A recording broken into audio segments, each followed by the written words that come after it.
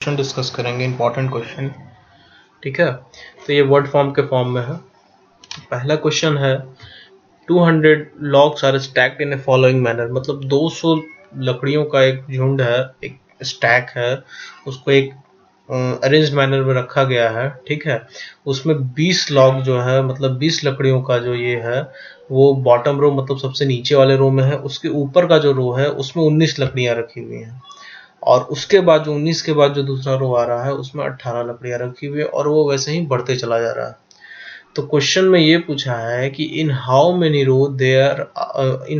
Rose are the 200 log placed and how many log are in the top.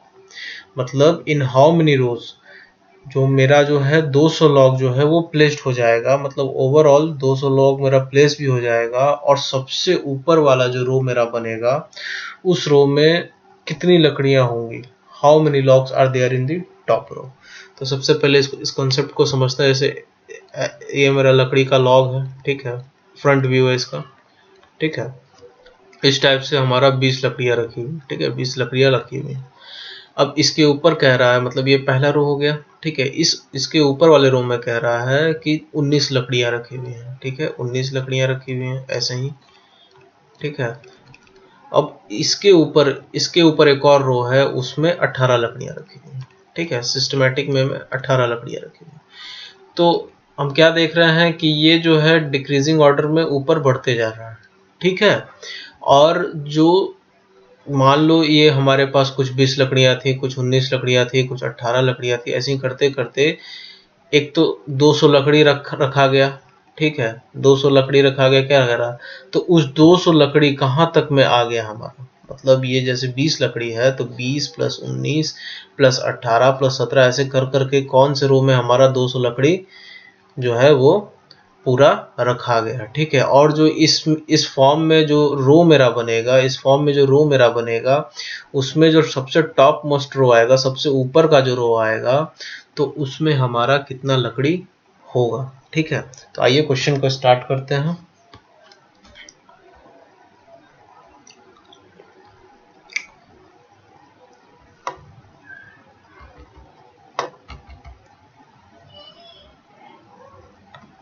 ठीक है,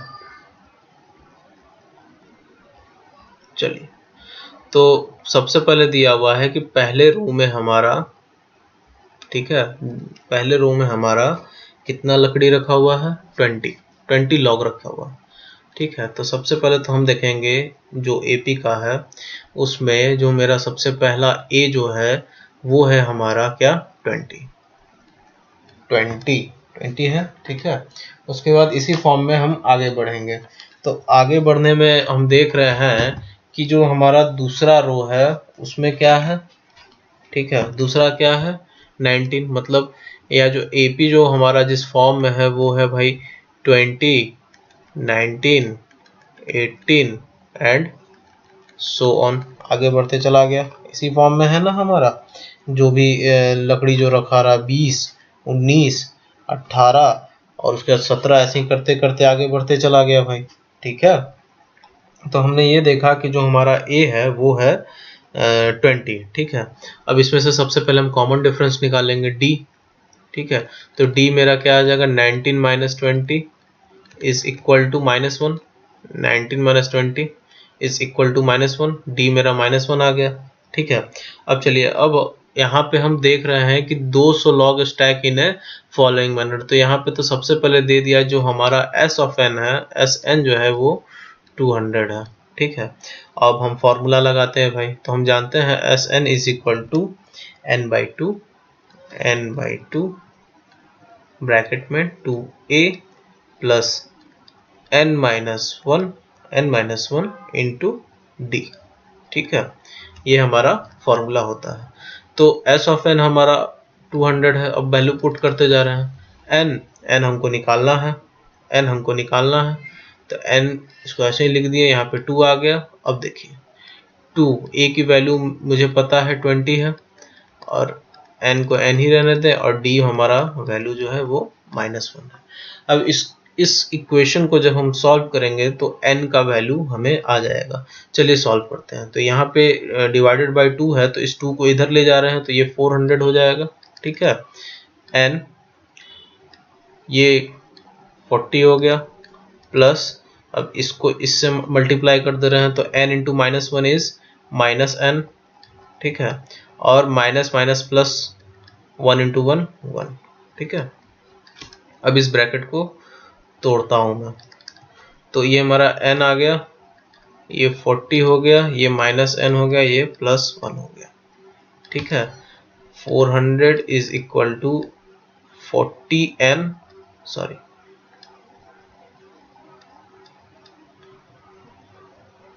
40n minus n square, n into n is n square and plus n।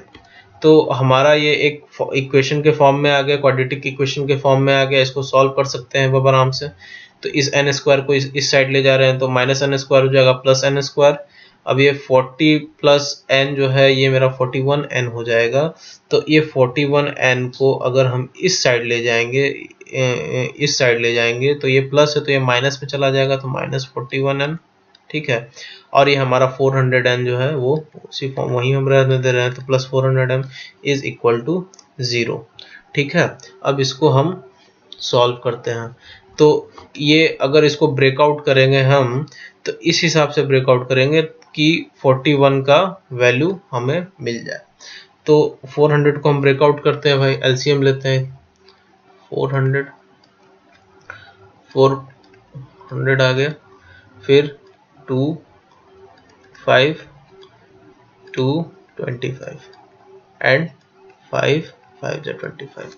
तो हम देख रहे हैं, हम ढूंढ रहे हैं कि किस चीज़ से हम ये प्लस इंटू माइनस करें कि हमारा वो 41n आ जाए। तो अगर 5 5 जा 25 ये होगा तो ये बाकी का बचा हुआ चीज़ 4 2 जा 16 एंड 16 2 जा 32। ठीक है, तो अब ये 25n हो गया, और 4 2 जा 8, 4 2 जा 8 एंड 8 2 जा 16 प्लस 16। तो ये मेरा क्या आ जाएगा, इसको ऐड करेंगे तो क्या आ जाएगा, 41n आ जाएगा। ठीक है, तो 41 आ गया तो हम इस चीज़ को हम लिख सकते हैं 25 प्लस 16। अब देखिए ये माइनस फॉर्म में है तो ठीक है, इसको सॉल्व आउट करते हैं। तो इस फॉर्म में हम लिख सकते हैं n square minus 25n minus 16n plus 400 is equal to 0। ठीक है, ये इस चीज़ को हम ब्रेक किए, 41 को ब्रेक किए, तो मेरा ये फॉर्म आ गया 25n minus 16n that is equal to -41n। तो अब इसको सॉल्व करेंगे तो n माइनस 25, ठीक है, और माइनस 16n। तो ये 16 से अगर 400 को डिवाइड करेंगे तो मेरा वैल्यू आएगा 25। ठीक है, 25 इज इक्वल टू 0। तो मेरा दो वैल्यू क्या आया, n minus 25 and n minus 16, n minus 25 and n minus 16 is equal to 0। तो मेरा क्या आ गया भाई, एक n जो है हमको क्या निकालना था, एक n आया मेरा 25 एंड इज इक्वल टू 16। ठीक है, तो हम क्या देख रहे थे भाई, हमको निकालना था in how many rows there are 200 log placed and how many logs are there in top row. ठीक है, तो चलिए अब हम निकालते हैं t ऑफ 16 मतलब tn is equal to t of 16 निकाल रहे हैं। तो इसका फॉर्मूला तो हमको पता था, n of a plus n minus 1 into T. ठीक है, तो 16 के लिए हम निकालेंगे तो a का वैल्यू हमें पता है 20, a का वैल्यू हमें पता है 20, n माइनस 1 मेरा हो जाएगा 16 minus 1 that is 16 minus 1 and d जो है मेरा वो -1 है। ठीक है, तो ये आ गया मेरा 20, 15 और -1, तो 15 माइनस 1 इज -15। ठीक है, इज इक्वल टू 5।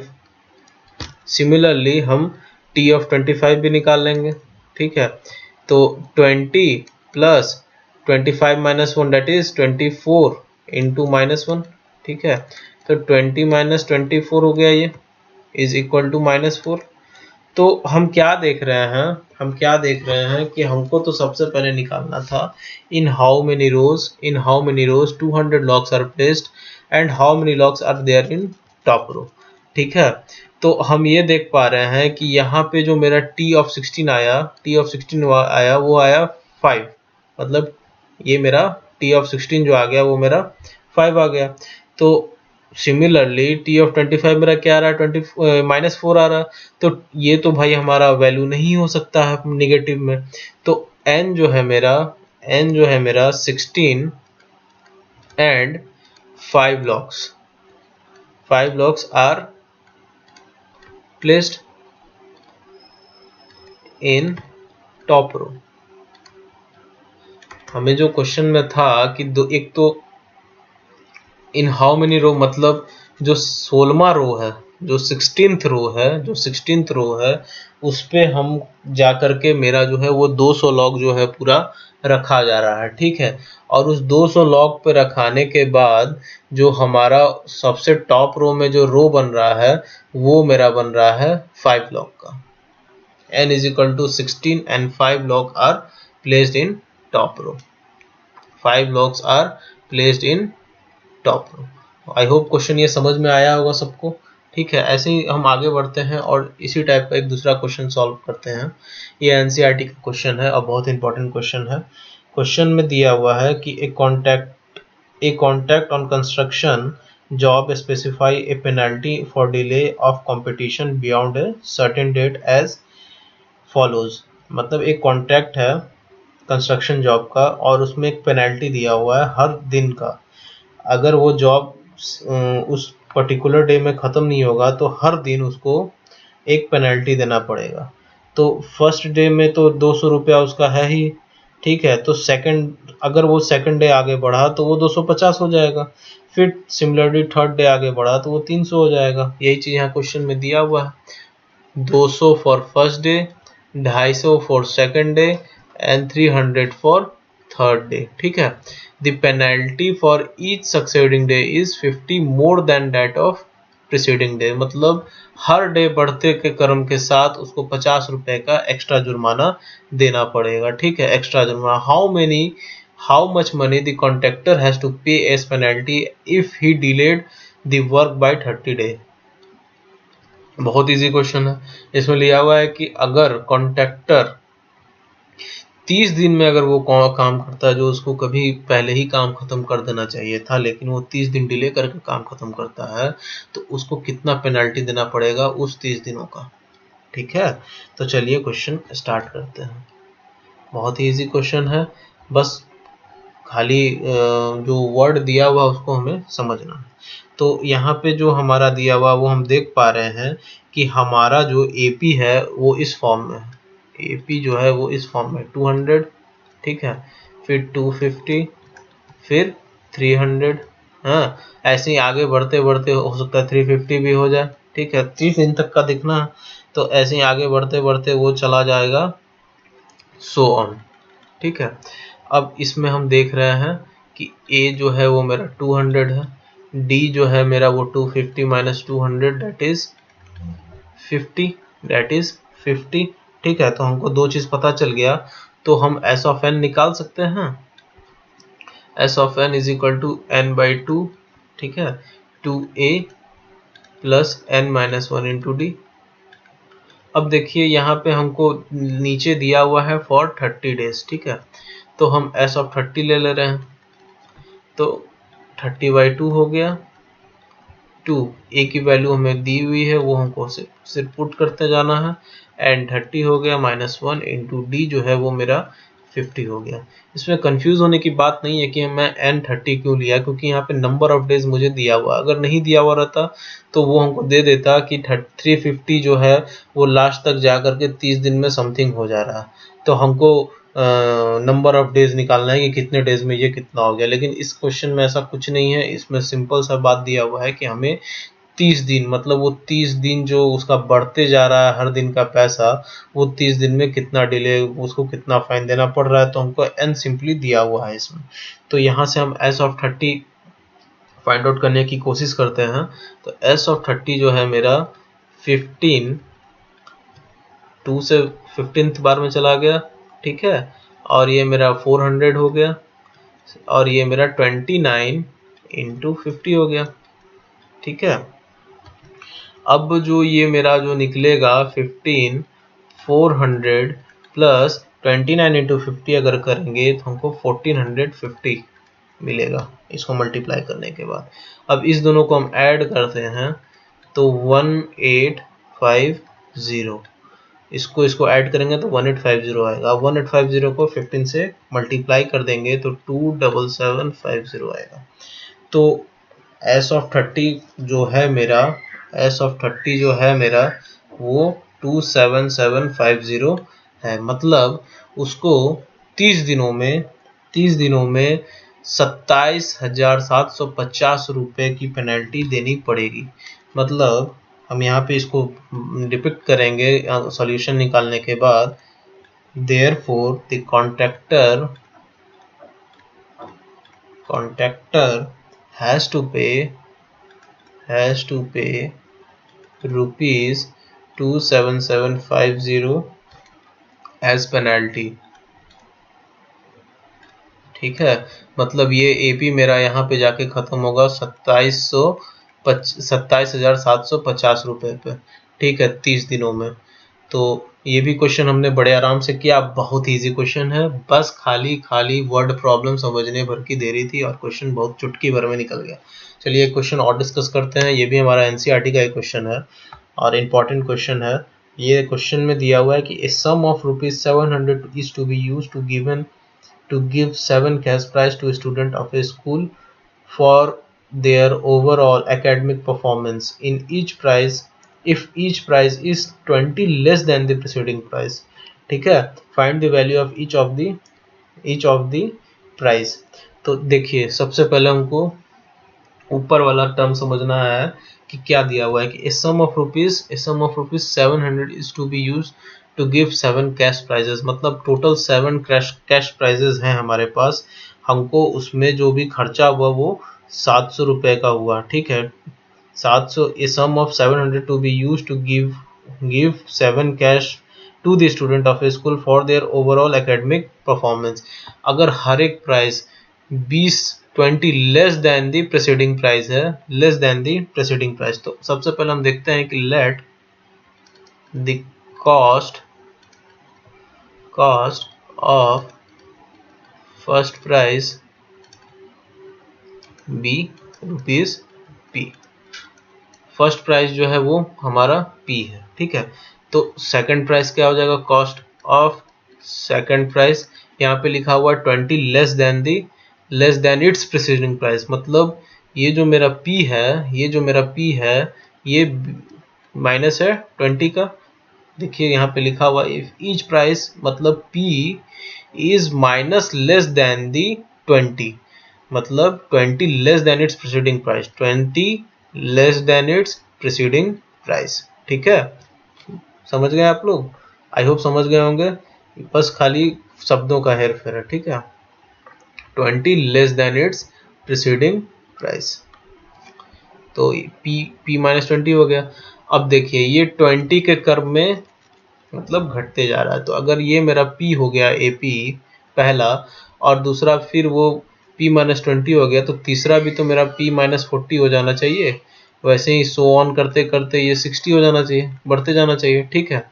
क्यों? क्योंकि 20 less than its preceding price, हर एक मतलब पहला प्राइस जो p था, दूसरा प्राइस मेरा p माइनस 20 हो गया, तीसरा प्राइस मेरा p minus 20 that is p minus 40 हो गया, ठीक है। वैसे ही चौथा प्राइस मेरा p minus 20 that is minus 20 40 and minus 20 that is 60। हर बार आगे बढ़ते हुए माइनस वो 20 जो होते जा रहा है, ठीक है। तो हम क्या देख रहे हैं, हम देख रहे हैं कि सबसे पहले a जो मेरा है वो तो p हो गया, और d जो है मेरा वो p माइनस 20 माइनस, देखिए p माइनस 20 माइनस p, तो ये जो है मेरा वो 20 है, p जो है मेरा वो 20 है, इससे ये कट जा रहा है, ठीक है।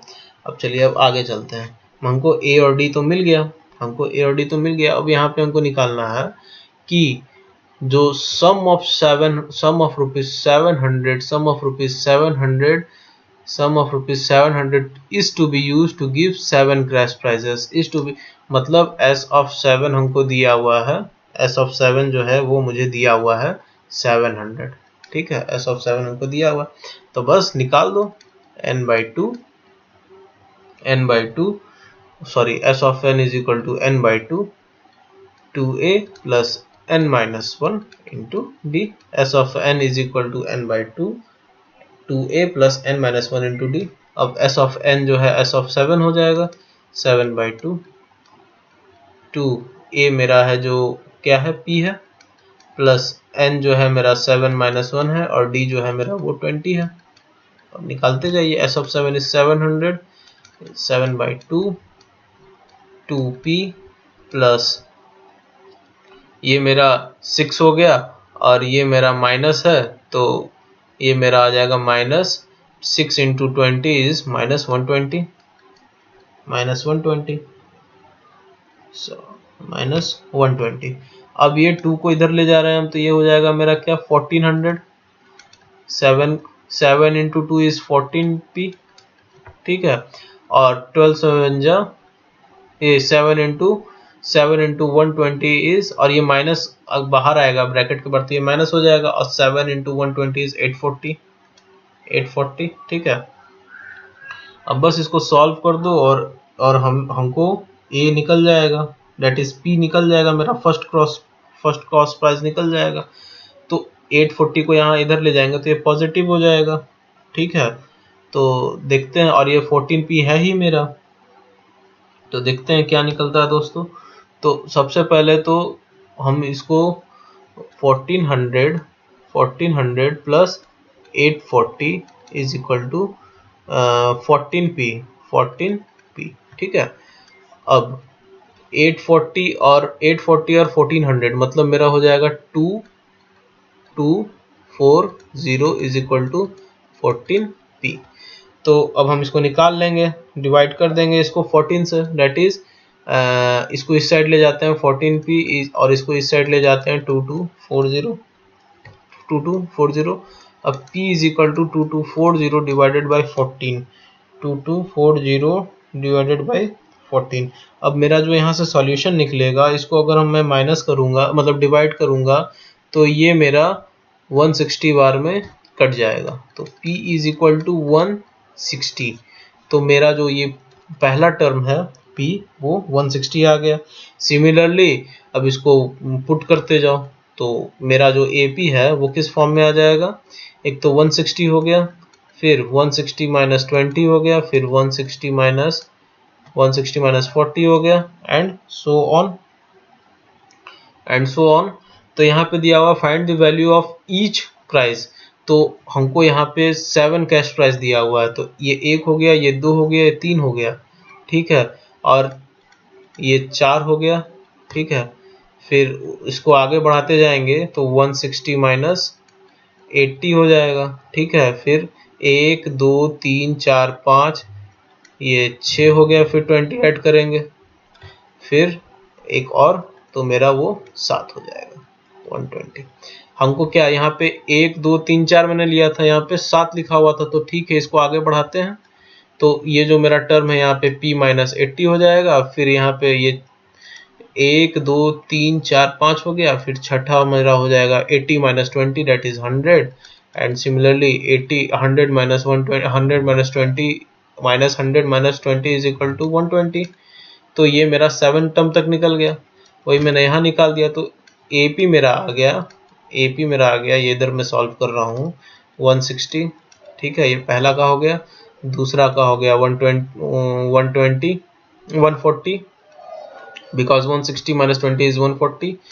फिर जो तीसरा था वो 120 आ गया, चौथा आ गया मेरा 100, पांचवा आ गया मेरा 160 माइनस 80 इज 80, और ये आ गया 60, उसके बाद आ गया 40। तो मेरा जो 7 AP जो है 7 कैश प्राइस है, पहला कैश प्राइस जिस लड़के को मिल रहा है वो 160 मिल रहा है, फिर 140 मिल रहा है, फिर 120 मिल रहा है, फिर 100 मिल रहा है, फिर 80 मिल रहा है, फिर 60 मिल रहा है, फिर 40 मिल रहा है, up to 7 term, up to 7 term, because it is given in the question that up to 7 cash prices। ठीक है, तो आई होप आपको क्वेश्चन बड़े अच्छे से सॉल्व भी किए हम लोग और बड़े अच्छे से समझ में भी आया होगा। ठीक है, तो आज के लिए इतना ही दोस्तों।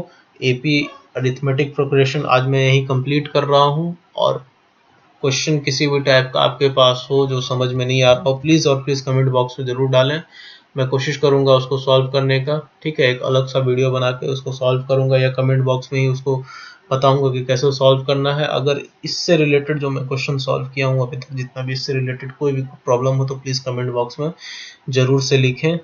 ठीक है, आज के लिए इतना ही। हैव ए नाइस डे, और हाँ, प्लीज़ मेरा वीडियो लाइक और सब्सक्राइब जरूर करें। ठीक है, हैव ए नाइस डे।